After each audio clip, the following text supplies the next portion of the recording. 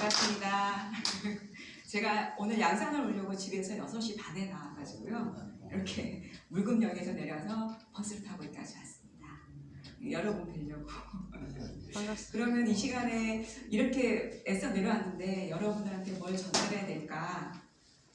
물론 지금 세상 살아가는 데 있어서 우리가 도움이 되는 걸 제가 드리면 좋겠죠. 네, 그 전에 저에 대해서 약간 소개를 하도록 하겠습니다.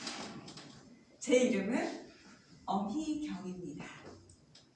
엄씨, 우리나라 성씨 중에 50인가 되더라고요. 흔하지 않은 거긴 하죠.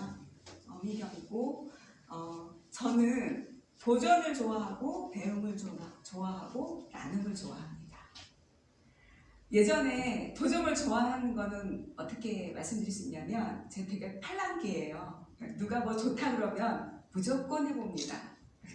그랬다가 팔랑귀이신 분들이 뭐 좀 경제적으로 윤택하던가요? 그렇지 않던가요, 여러분? 많이 손해를 보죠. 네, 저도 많은 손해를 좀 본 그런 스타일이었고요.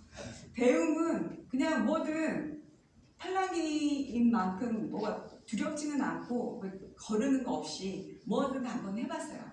물론 내가 좋아하는 거 범위 안에서. 그 다음에 나눔 같은 경우는 배우면서 뭔가 좋았어. 그러면 혼자 하지 않아요, 저는. 그래서 굉장히 힘들었던 게 저희 가족이었을 거예요. 뭘 이제 운동을 배웠어. 여보, 나 명상호흡을 했는데 진짜 좋은 것 같아. 우리 같이 가서 하자. 막 그 다음에 또 이걸 좀 이걸 먹었더니 좀 좋은 것 같아. 같이 먹어. 막 이렇게 식으로 굉장히 나눔을 좋아했던 저입니다.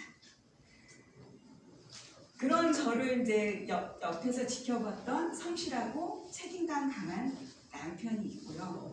그리고 저는 26살 큰아들, 24살 큰딸, 17살 막내딸이 있어요.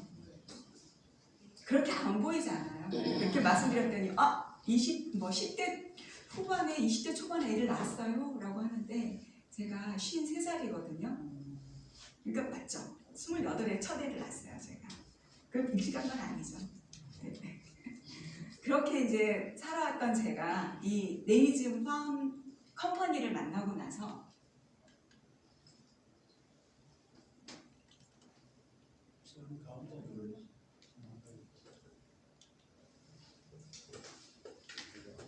밑으로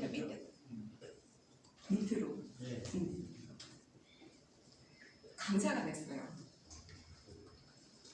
처음에는 제가 강의 잘하는 강의를 좋아한다는 건 몰랐거든요. 근데 처음으로 이제 의장님의 심사를 거쳐서 첫 봉사 강사가 됐어요.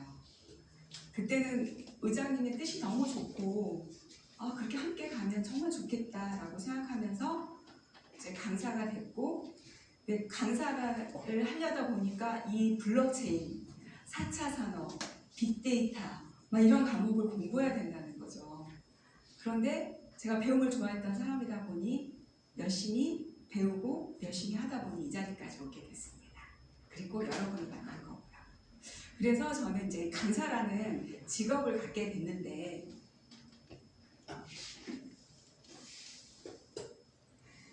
강사도 노동이잖아요. 이왕 노동을 할 거면 이 세 가지가 만족되면 사람들은 이직을 하지 않고 한 직장에서 오래 있다고 합니다. 경제성에서는 수입을 얻어서 생계를 유지할 수 있는 노동이면 금상첨화죠. 그리고 사회적으로는 역할을 담당해서 사회에 공헌할 수 있는 직장이면 저는 저의 직업이 딱 거기에 맞는 것 같아요. 여러분들한테 4차 산업, 그 다음에 빅데이터, 우리가 살아갈 세상들을 좀 정보를 잘 알기 쉽게 전달해 드리고 거기에 여러분들이 도움을 받으면 저는 진짜 좋을 것 같습니다. 그리고 저는 개인적으로 인생 목표와 보람을 충족할 수가 있는데 저희가 이제 여기 담다 보면 그만한 보수도 받고 나중에 저희 회사가 크다 보면 인센티브도 받게 되고 저희 코인의 가격이 올라가면 경제적인 충족도 되게 되다 보면 진짜 좋겠죠. 그래서 제가 요즘에 저희 남편은 저보다 4살이 많거든요. 57인 거죠. 양띠. 제가 그럽니다. 여보, 인생 후반은 내가 책임질게 라고 말하고 있습니다. 참 괜찮은 직업인 것 같죠? 여러분들도 도전하시면 됩니다. 하시면 되고요. 네, 이렇게 해서 저의 소개를 마치겠고요. 본격적으로 이제 빅데이터에 대한 설명을 드리도록 하겠습니다. 자, 일상 속의 빅데이터를 알려드리기 위해서 목차는 데이터하고 정보가 어떤 개념인지 좀 알려드리고요. 그 다음에 빅데이터가 어떻게 등장하게 되었는지, 빅데이터가 뭔지, 일상 속의 빅데이터는 어떻게 활용되고 있는지 알려드리고, 다섯 번째는 챗 GPT라고 해서 사람의 언어를 열심히 공부한 AI가 있어요. 그 AI가 요즘에 되게 핫하거든요. 그 AI가 작년 12월 정도에 나왔으면 지금은 또 더 업그레이드 된 버전들이 많이 나와서 거기에 대한 설명을 좀 드리도록 하겠습니다. 여러분, 데이터하고 정보의 차이 혹시 좀 막연하게 알 거는 같은데 정확하게는 모르겠죠.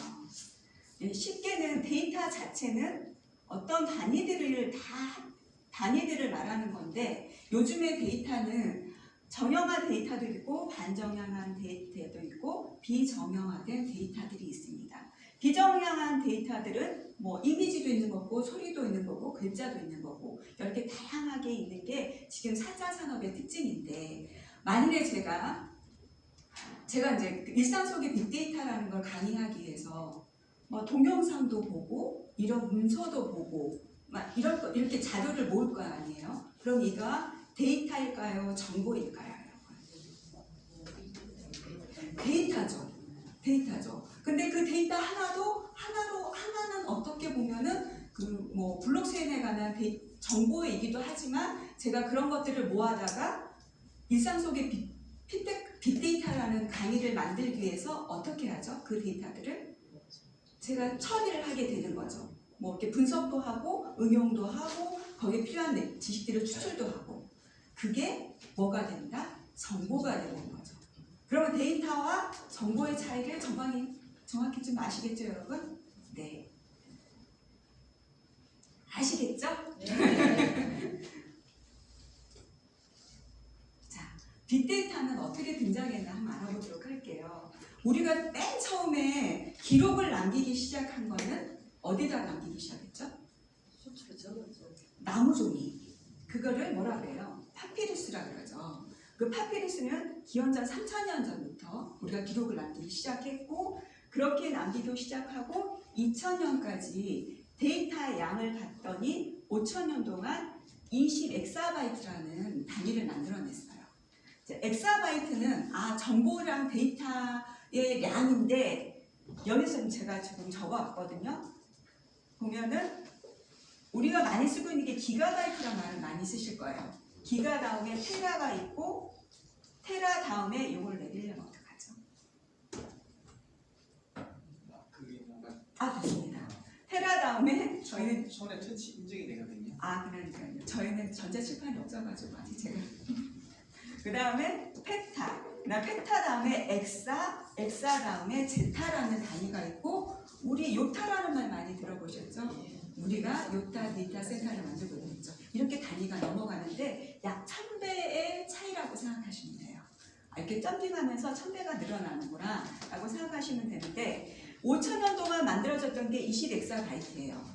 근데 현재 우리가 살고 있는 현재의 데이터는 하루에 2.5엑사가 만들어지고 있어요. 그러면은 이 20엑사바이트를 만드는 데는 며칠이 지나면 만들어지는 걸까요, 여러분? 2.5 곱하기 7에서 8을 곱해주면 20엑사바이트가 되죠. 5,000년 동안 만들어졌던 20엑사바이트를 요즘에 우리는 7일에서 8일 만에 만들어내고 있는 거예요. 놀랍지 않으세요? 5,000년 동안에 만들어진 데이터를 우리는 일주일 만에도 만들어내고 있는 거죠, 지금 현재. 그러니까 데이터가 얼마나 많이 만들어지고 있는지는 좀 실감이 나시나요? 네. 그렇다고 근데 왜 이렇게 많이 만들어지고 있을까 봤더니, 우리가 지금 인터넷 모바일 시대를 살고 있기 때문이에요. 인터넷이 연결된 모든 기기들이 다 모바일이잖아요. 휴대해서 들고 다닐 수 있는 기기들, 그거를 모바일 기기라 그러거든요. 그런 기기를 통해서 우리가 정말 많은 데이터를 만들어내고 있는 겁니다. 특히나 실시간 서비스를 통해서 데이터를 만들어내기도 하고 SNS를 통해서도 만들어내기도 해서 이 디지털 정보량이 굉장히 기하급수적으로 만들어지고 있는 거예요. 그러면 또 이렇게 많이 만들어진 데이터는 그냥 만들어지기만 할까요? 어딘가 저장이 되고 처리가 돼서 우리가 쓸모있게 만들어진 게 빅데이터인데 그렇게 할 수 있는 기술들이 많이 발달하고 있어요. 어떤 기술이냐면 클라우드 컴퓨팅, 그 다음에 분산 파일 시스템이 그 기술들이에요. 클라우드라는 거 많이 들어보셨죠, 여러분? 뭐라 들으셨어요? 나는 내가 이제 뭔가를 작업해가지고 내가 가지고 있는 기기에서는 요만큼밖에 저장이 안 돼. 그런데 그 저장 기술을 어디선가 대신 서비스해주는 곳이 있어요. 그거를 가져다가 내 메모리처럼 쓸 수 있는 이런 게 클라우드성 컴퓨팅입니다. 좀 이해가 되셨을까요? 나는 또 이렇게밖에 처리밖에 안 되는 속도를 가진 컴퓨터인데 그 기능들을 좀 불러다가 그 기능을 쓸 수 있게 도와주는 컴퓨팅이기 때문에 내가 좀 기기를 좋은 걸 안 가지고 있어도 그 서비스를 이용해서 많은 데이터들을 만들어낼 수 있다는 얘기거든요. 그 다음에 분산 파일 시스템은 옛날에 같으면은 이제 한 곳에 데이터를 모아서 중앙 집중적으로 만들었었어요. 그런데 블록체인처럼 분산된 각자 바로바로 데이터가 만들어지면 이거를 바로바로 막 나눠가지고 저장을 할 수가 있는 이런 시스템이 분산 파일 시스템이에요. 이렇게 해서 데이터를 저장하고 그 다음에 처리 비용도 감수할 수 있는 시스템이 있다 보니까 또 데이터도 또 많이 만들어지는 거죠.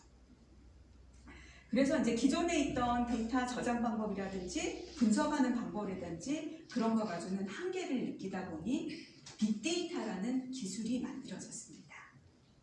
그러면은 여러분 빅데이터 하니까 데이터가 무조건 크다라는 생각을 가지고 계시잖아요. 그런데 빅데이터는 그게 아니라 빅데이터의 개념을 보면 다양한 형태의 데이터라는 거. 아까 우리가 살고 있는 시대는 뭐 음악도 있고 뭐 사진도 있고 그다음에 문서도 있고 동영상도 있고 이런 형태의 다양한 형태의 데이터를 수집하고 저장하고 처리도 하고 그 다음에 그거를 목적에 맞게 분석을 해서 해당 분야의 필요 지식을 추출하고 전략적 의사결정에 활용하는 이게 빅데이터예요. 그러니까 저의 강의를 생각하시면 아까 제가 말씀드렸던 이런저런 동영상, 이런저런 문서들 가져다가 제가 그러면 수집을 했죠. 그렇게 수집을 해가지고 제가 여러분한테 할 강의를 맞게 그 데이터 중에 다른 어떤 필요한 부분들을 분석을 해가지고 그것을 추출을 해서 여러분들한테 전달을 해주고 있다. 이게 빅데이터라고 생각하시면 되는 겁니다. 이해가 되셨을까요? 네. 그래서 지금 이 빅데이터를 활용하고 있는 분야를 한번 보도록 할게요. 국내에서 빅데이터를 도입하고 있는 분야들을 한번 순서를 나열해 봤어요. 어디서 제일 많이 쓰고 있나요, 여러분? 금융에서 되게 많이 쓰고 있죠. 그래서 이 금융에서 많이 쓰고 있는 이 빅데이터를 활용한 기술이 핀테크거든요. 그래서 두 번째 시간에는 핀테크에 대한 얘기도 하게 될 겁니다. 그리고 통신 미디어에서도 많이 사용하고 있고 유통 서비스에서도 이 빅데이터를 가져다가 다 잘 활용해서 비즈니스에 많이 쓰이고 있는 거죠. 자, 그래서 이 빅데이터를 21세기의 원유라고 말합니다.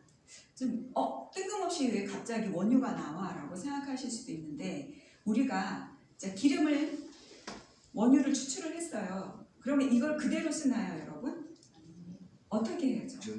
정제를 하죠. 정제를 해서 어떤 거는 석유로 쓰기도 하고 또 어떤 거는 그렇죠. 그렇게 경유, 등유 이렇게 다 나누기도 하고 그다음 화학 제품을 만드는 원료로 쓰기도 하고 또 사이트 열로도 나오기도 하고 이런 거예요. 빅데이터도 이렇게 분석을 하고 추출을 하고 이렇게 해서 여러 가지 다용도로 쓰이는 거라 해서 그거를 빅데이터를 21세기의 원유라고 한다는 거죠. 이해가 되셨을까요? 자, 그러면은 빅데이터를 뭐라 그런다? 21세기의 원유라고 한다라는 말 이제 이해가 되셨죠, 여러분? 네, 다음 넘어가도록 하겠습니다. 그래서 이제 빅데이터는 5가지 특징을 가지고 있어요. 규모 면에서는 아까 제타바이트만큼 굉장히 크다는 거고, 다양성이란 건 이 아까 데이터들이 비정형화돼서 여러 가지들이 다 데이터가 된다는 다양성을 가지고 있고, 지금의 속도는 IoT가 뭘까요, 여러분? 사물 인터넷. 얘가 센서가 달려 있어가지고 우리가 이제 생활하고 있는 모든 것들이 데이터로 어디에? 인터넷에 들어오는 게 할 수 있는 게 IoT예요. 그러니까 IoT는 우리의 눈, 코, 입, 귀, 피부라고 생각하시면 돼요. 이런 센서들이 있어가지고 지금 우리가 생활하는 모든 것들 만들어주고 있는 것들을 어떻게 디지털 데이터로 만드는 게 IoT라고 생각하시면 됩니다. 이렇게 해서 바로바로 이제 데이터들이 만들어내다 보니까 되게 빠른 속도로 빅데이터는 만들어지고 있는 거고요. 그 다음에 이 데이터가 질이 정확할수록 정확한 분석을 통해 가지고 좋은 활용을 할 수가 있는 특징을 가지고 있고, 우리가 그 빅데이터에서는 좋은 가치를 추출해 가지고 잘 활용을 할 수 있는 게 빅데이터의 특징입니다. 왜 5G란지는 아시겠죠, 여러분? V라는 게 볼륨, 여기 앞에 V자를 따서 5G라는 이름을 붙여놓은 거예요. 그래서 넘어가도록 하겠습니다. 그러면 이 빅데이터 가지고 많은 분야에서 어떤 이점을 얻고 있는지 한번 보도록 할게요. 자, 그림을 한번 맞춰보는 시간을 갖도록 하겠습니다. 이건 어떤 분야일까요, 여러분? 제가 어떤 분야를 설명하려고 여러분들한테 이걸 가져왔을까요? 이 그림을 넣었을까요? 보통 우리가 이제 은행, 여기 제가 동전을 넣었었는데 동전 그림이 없어져 버렸네요. 은행을 나타내는 거거든요. 은행 쪽에서는 이 빅데이터를 가져다가 뭐를 하냐면은 그 고객들이 각각 뭐 자산의 규모도 다를 거고 어떤 소비 패턴도 다를 거 아니에요. 그러면은 그런 금융의 데이터, 그다음에 이렇게 소비의 데이터들을 가져다가 이 사람들한테 맞는 저축 상품 뭐 이런 것들을 권할 때 빅데이터를 이용하고 있는 게 은행이고요. 그 다음에 여기는 어딜까요, 여러분? 이 그림은 뭐처럼 보이세요? 선생님처럼 보이지 않으세요? 네. 이 교육업에서는 이제 학생들이 활동했던 거, 시험 봤던 거, 이렇게 그런 것 데이터를 모아다가 이 학생은 어떤 적성을 가지고 있고 나중에는 이런 직업을 가지면 좋겠다라고 하는 활용을 하고 있다고 합니다. 그러니까 어떻게 보면은 나는 솔직히 나를 잘 모를 경우가 있잖아요. 내가 뭘 좋아하는지는 뭐 막연하게 알고 있지만 객관적인 입장에서 보는 일은 쉽지 않죠. 그런데 빅데이터는 그런 것들을 정확히 짚어주고 그 학생들한테 어떤 직업을 가지면 좋겠습니다 라는 그런 활용을 하고 있는 게 교육 분야예요. 그 다음에 이건 어딜까요, 여러분? 공항. 그리고 비행기 타고 예, 그렇죠. 여행 쪽에서 이용하고 있는 거예요. 여행 쪽에서는 그 뭐 여러 나라들의 그 어디 여행을 하면 좋을까요? 데이터를 만들어내려면 어마무시한 데이터들이 있어야 되지 않을까요? 그곳의 기후, 그곳의 뭐 유적지, 그쪽에서는 어떤 음식이 맛있더라, 그 다음에 어떤 상품이 거기서 사면 좋더라, 막 이런 것들을 모두 모으려면 그 데이터량이 굉장히 많겠죠. 그래서 여행에서 이런 데이터를 모아다가 또 개개인에 맞춘 여행 상품들을 권해줄 때 빅데이터를 활용합니다. 좀 이해가 되실까요, 여러분? 네. 그 다음에 이거는 뭘까요, 여러분? 농부. 맞습니다. 농업에서 이렇게 이용을 하고 있죠. 농업에서는 예전에 같은 경우는 뭐 이제 우리가 그냥 절기에 맞게 똑같은 작물을 심고 절기에 맞게 걷어들이고 막 이렇게 농사를 지었었잖아요. 근데 지금은 그 지역마다 그 온도가 어느 정도였고 어느 시절 그 지역에서는 어느 농산물이 잘 수확이 되더라. 막 이런 데이터들을 다 가지고 있는 거죠. 그 데이터들을 모아다가 농부들한테 그런 정보를 제공하면 어떨 것 같으세요? 농사하기가 진짜 편할 것 같지 않으세요? 그러니까 옛날처럼 뭐 밭대기로 뭐 팔아야 되고 갈아 엎어야 되고 이런 일들이 많이 벌어지지 않을 확률이 높아질 것 같죠. 예, 그렇게 해서 빅데이터가 농업에서 쓰이고 있는 활용 사례고요. 그 다음에 이건 뭐처럼 보이세요? 병원, 의료 쪽이죠. 의료 쪽에서는 어떻게 하냐면은 우리가 옛날에 유행병들이 이제 주기별로 발생을 하잖아요. 특히나 우리 독감 같은 경우도 어느 계절에 뭐가 발생한다 그러면은 그 전에 뭘 맞으세요? 예방 접종을 하시잖아. 이런 것처럼 유행병들을 잘 분석해가지고 미리미리 예방할 수 있게 빅데이터를 활용하고 있는 겁니다. 정부 같은 경우도 이렇게 이제 그 본인 행정 처리를 하다 보면 많은 데이터들이 생길 건데 이런 것들을 또 열심히 저장하고 분석해서 빠리빠리 뭔가를 결정할 때 옛날 같으면은 나라에서 이게 어떤 시청에서 어떤 의사결정을 할 때 어떻게 했을까요? 거기에 관련된 업무를 하시는 분들 다 모아서 한 자리에 앉아가지고 의견 토론을 하고 뭐 서류를 준비하고 막 서류가 이렇게 산더미처럼 쌓였잖아요. 지금은 그렇지 않고 빅데이터라는 기술을 이용해서 바로바로 분석하고 처리해서 신속한 의사결정을 할 수 있게 되고 그런 데이터들을 또 우리들 일반인들도 볼 수 있게 도와주고 있는 게 정부 쪽입니다. 자, 또 궁금한 거 하나 있으신가요, 여러분? 제조업 쪽 한번 볼까요? 제조업 쪽을 보면 설비 예지 보전 말이 참 어렵죠. 이거 뭐냐면 공장에서는 뭘 해요? 제조업이라는 게 뭔가 물건을 만들어내는 곳이잖아요. 그러면은 공장에서는 물건을 만들어내는데 불량품이 있으면 돼야 안 돼요?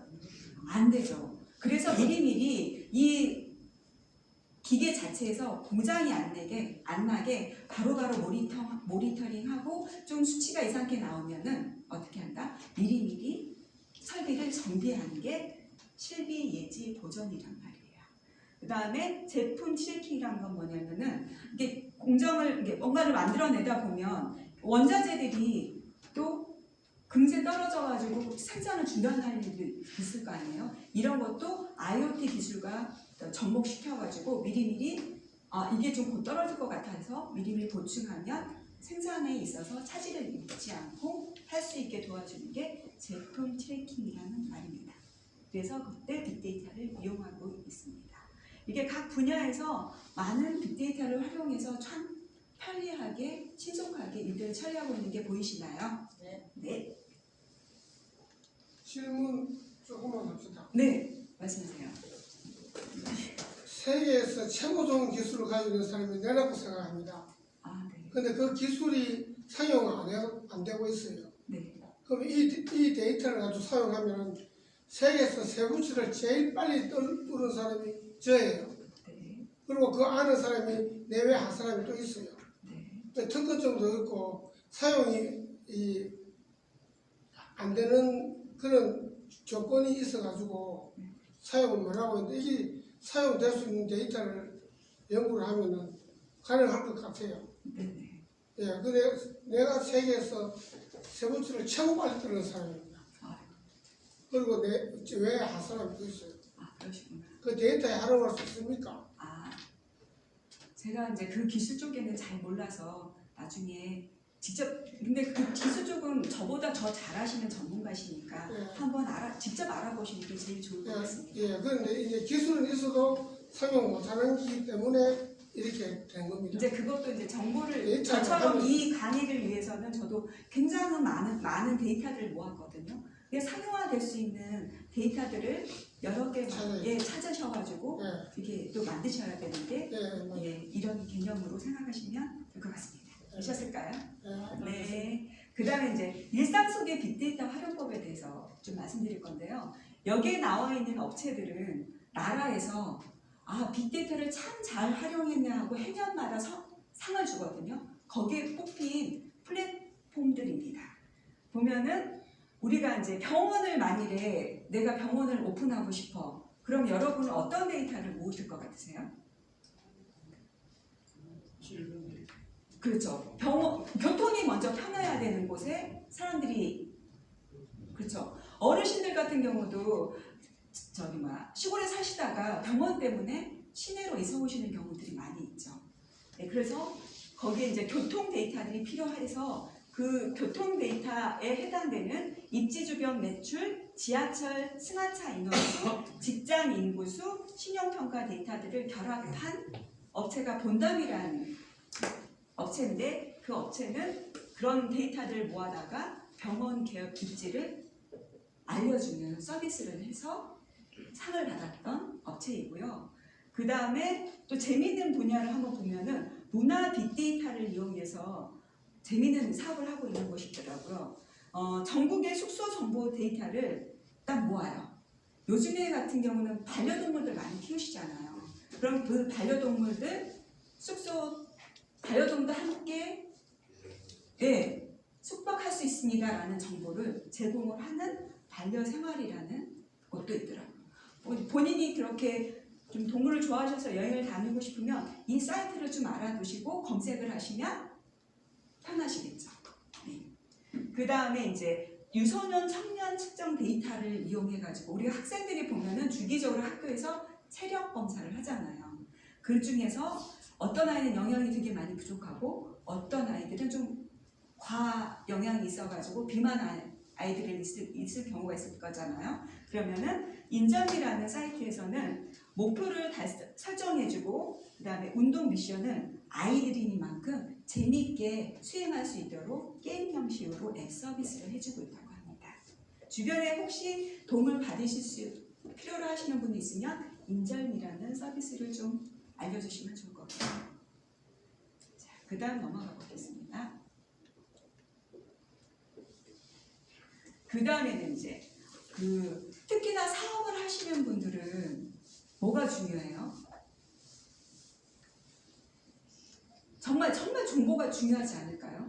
네, 되게 중요한데 특히 소상공인 같은 경우는 혼자서 이제 막 옛날 대기업 같은 경우는 많은 직원들이 있다 보니까 무슨 문제가 발생하면 서로 토론을 하고 이렇게 해서 문제점을 찾아가지만 좀 몇몇 안 되는 직원을 가지고 일을 하다 보면 문제점들이 많이 발생하겠죠.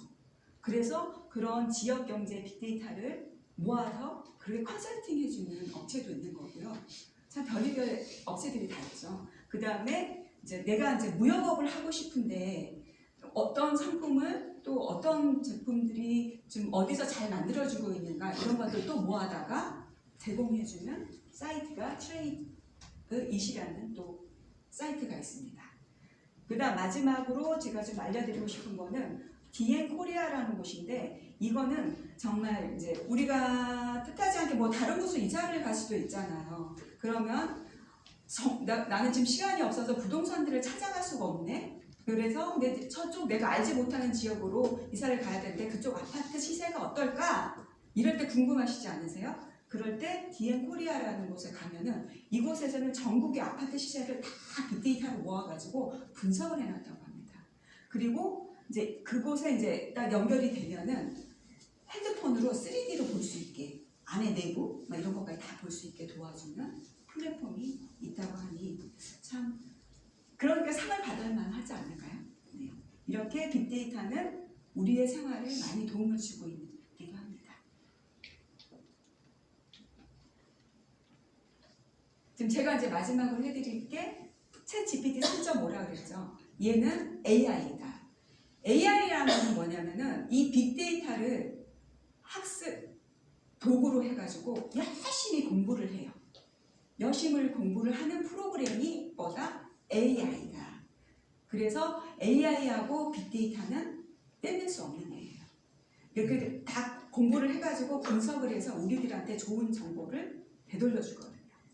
그래서 이제 챗GPT 3.5는 좀 사용을 하다 보니 좀 많이 불편한 점들이 있어서 또 얘를 보완해주는 프로그램들이 많이 나타났는데 그거를 확장 프로그램이라고 합니다. 근데 그 3.5의 6개월 후에는 4.0이라는 챗 GPT가 또 탄생을 했는데 얘의 특징이 뭐냐면은 이렇게 그림을 분석을 해가지고 거기에 대한 답을 주는 거예요. 챗 GPT 4.0에다가 이 그림을 주면서 이 재료로 뭐를 만들 수 있을까라고 물어봐요. 그러면 얘가 이 그림을 다 분석을 해가지고 뭐 빵도 만들 수 있어요, 뭣도 만들 수 있어요, 뭣도 만들 수 있어요 하고 딱 제시를 해준대요.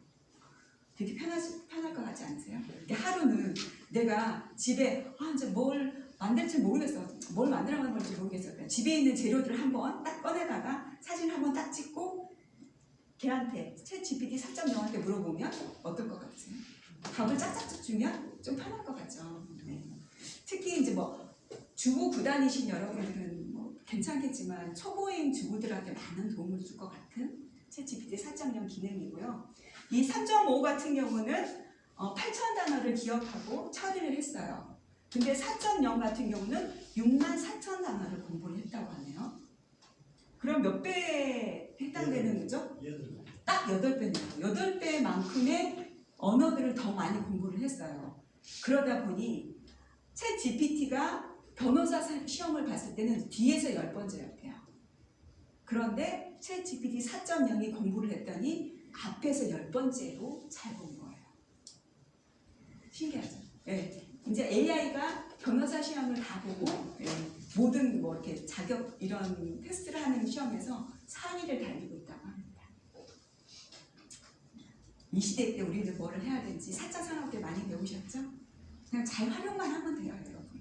그래서 제가 이렇게 활용할 수 있는 방법을 알려드리고 있는 거고요. 그래서 많이 똑똑해져진 4.0이 나타났고 확장 프로그램 중에 이제 우리가 저는 구글을 많이 검색을 해요, 자료를 찾을 때. 그런데 챗 GPT for 구글이라는 앱을 어디서 크롬이라는 걸 연결시켜 가지고 앱스토어에서 다운을 받으시면 옛날 구글 같은 경우는 요런 단위로 문서가 보였다면 그 옆에 챗 GPT가 이런 모든 것들을 쫙 일목요연하게 사람이 볼 수 편하게 사람의 언어처럼 딱 답변을 해줄게 볼 수 있게 해주는 게 뭐다? 챗 GPT for 구글이라는 확장 프로그램이 있습니다. 그 다음에 이제 그 챗 GPT는 어디서 만들었어요? 오픈 AI라는 미국 기업에서 만들었어요. 그러니까 얘들은 영어에는 되게 뛰어나요. 근데 한글에서는 조금 느리기도 하고 저 같은 경우는 한번 검색했다가 아니 답변을 주다가 끝까지 안 보여주고 중간에 딱 잘라버리는 거예요. 다 뒤에를 못 봤어요. 그런데 만일에 프롬프트 진이라는 거를 확장 프로그램을 깔으시면 앱스토어에 가시면 또 있어요. 그걸 깔아놓으면은 얘가 영어로 딱 먼저 내가 한글로 물긴 했지만 번역해서 바로 실행을 해서 영문으로 딱 끝까지 답이 나오고 그 나왔던 거를 다시 한글로 번역을 해주는 애예요.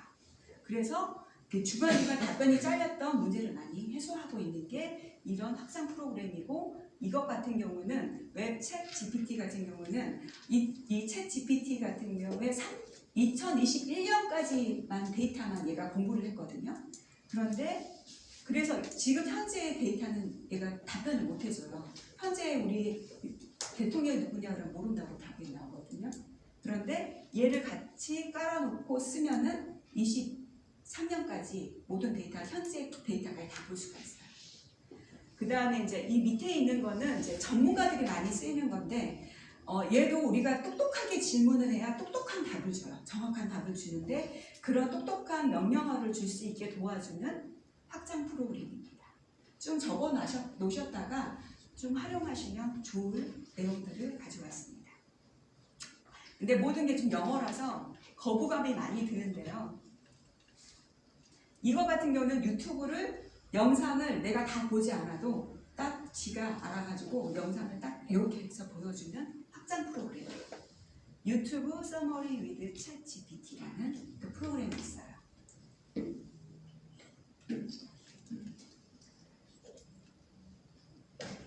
근데 뭐 모르겠어. 다 영어가 너무 많고 하는데 이 카카오톡에서 챗 GPT를 쉽게 사용할 수가 있어요. 조금 알고 계신 분 알고 계시는데 여러분 핸드폰 한번 꺼내보시겠어요?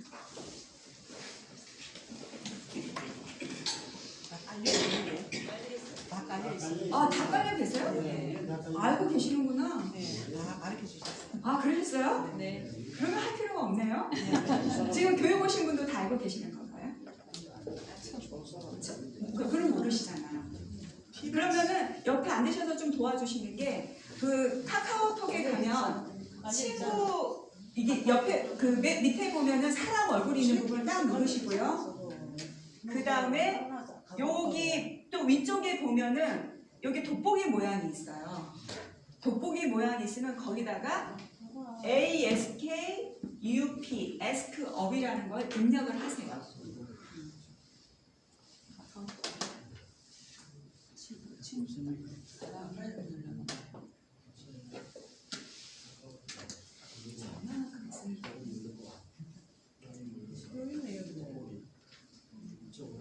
ASKP 입력하셨을까요? 깔려있어요. 누군지 물어보세요. 하잖아. 채팅.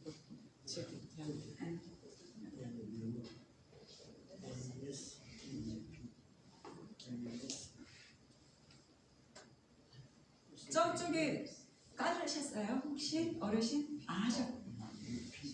그게 하시면은 여기 이제 채널 추가해가지고 이게 나타나요.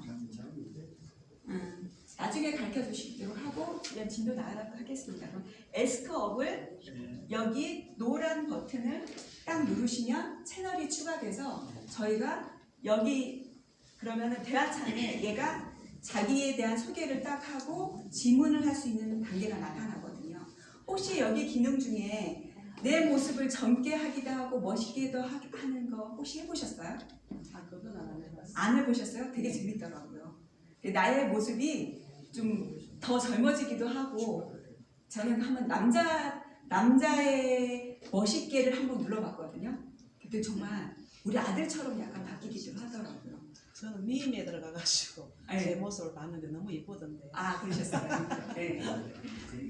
근데 이제 저는 지금 이거를 설명하고 있으니까 에스크업에서 한번 일단 따라 놓으시고 그냥 친구처럼 진짜 친구처럼 계속 이용하시다 보면 또 궁금한 거 있으면 물어보기도 하시고 이렇게 해서 지금 4차 산업시대 때 나는 뒤처지지 않은 나로 한번 그렇게 잘하셨습니다.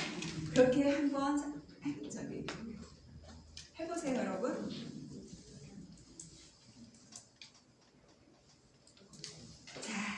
이렇게 빅데이터 첫 강의를 마치고요. 다음 시간에는 빅데이터 강의 하도록 하겠습니다. 감사합니다.